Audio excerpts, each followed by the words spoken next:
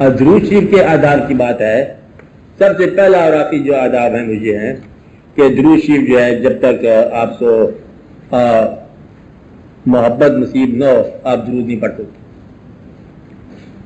درود یاد کا نام ہے، محبت کا نام ہے، اور اب محبت جو ہے اب یہاں کی یہ ہے کہ محبت کیا ہے، آپ کے بتائے ہوئے اصولوں پر چلنا، آپ کے دین پر چلنا، آپ کی یاد میں چلنا، آپ کے زیر سایہ چلنا۔ آج کا انسان اگر درود بھیج رہا ہے تو یہ نہیں ہو سکتا کہ کوئی حال کا انسان ماضی پر درود بھیجے۔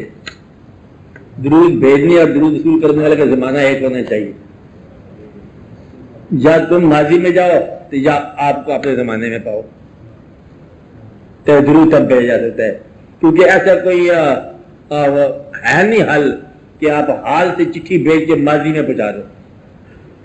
جس ماضی کو چٹھی بھیج رہے ہو وہ حال میں ہے یا تم ماضی میں ہو، یا زمانہ ایک ہی زمانہ ہے۔ جب تک زمانہ ایک نہ ہو خطاب نہیں ہو سکتا، گفتگو نہیں ہو سکتی۔ گفتگو نہ ہو تو درود نہیں ہو سکتا۔ کیا آپ بھیج رہے ہیں کچھ، کوئی وصول کرنے والا ہو تو بھیج رہے ہیں نا۔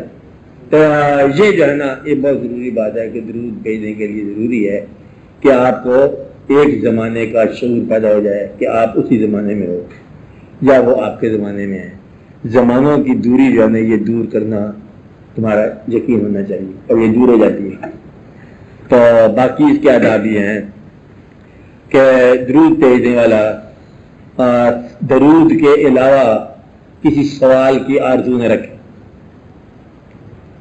کہ جی ہمارا یہ کام کر رہا ہے، درود بھیج رہا ہوں، کل سے درود بھیج رہا ہوں، چھوٹا سا کام ہے، سر میں درد ہے، اس کو ٹھیک ہونا چاہیے، یا رسول اللہ مہربانی فرمائے۔ درود برائے ضرورت جو ہے نا ہوتا ہے، یہ بھی درود ہی ہے، لیکن فقراء کی محفلوں میں مطلب اس کو ضرورت کا درود اور درود کی ضرورت میں تھوڑا سا فرق بتاتے ہیں کہ ضرورت کا درود اور چیز ہے اور درود کی ضرورت اور چیز ہے۔ درود برائے درود ہونا چاہیے، اور درود کے اندر انداز بھیجنے والے کا یہ ہو کہ وہ زندگی میں جتنا بھی کبھی ممکن ہے پاکیزہ ماحول میں بیٹھنا اس کے لیے اسی پاکیزہ ماحول میں پایا جائے، جتنا اس کے اندر ممکن ہو سکے۔